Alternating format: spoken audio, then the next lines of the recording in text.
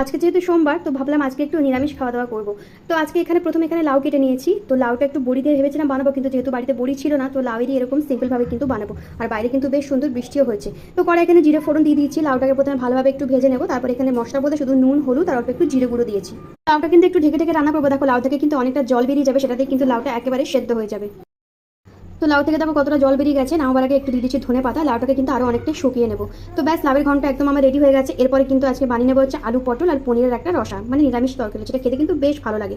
তো আলু আর পটলটাকে কিন্তু ডুমো করে কেটে নিয়েছি, আর এদিকে কিন্তু পনিরটাকেও কিন্তু ভালোভাবে কেটে, তো এগুলো কাটাকুটি করে রেখে দিয়েছি। আর ওনাদেরকে কিন্তু এখানে মুগ ডাল বাড়িয়েছিলাম, মুগ ডালটাকেও কিন্তু একটু আদা বাটা আর হচ্ছে কালো জিরে ফোড়ন দিয়েছি, একটু হলুদ আর নুন দিয়েছি। তো মুগ ডালটাও কিন্তু এখানে আমার হয়ে গেছে। তো এদিকে আলু পটল আর পনিরের রসাটাও বানিয়ে নেবো। কড়াই প্রথমে সর্ষের তেল দিয়ে দিয়েছি, আলু আর পটলটাকে কিন্তু প্রথমে ভালোভাবে লাল লাল করে ভেজে নেবো।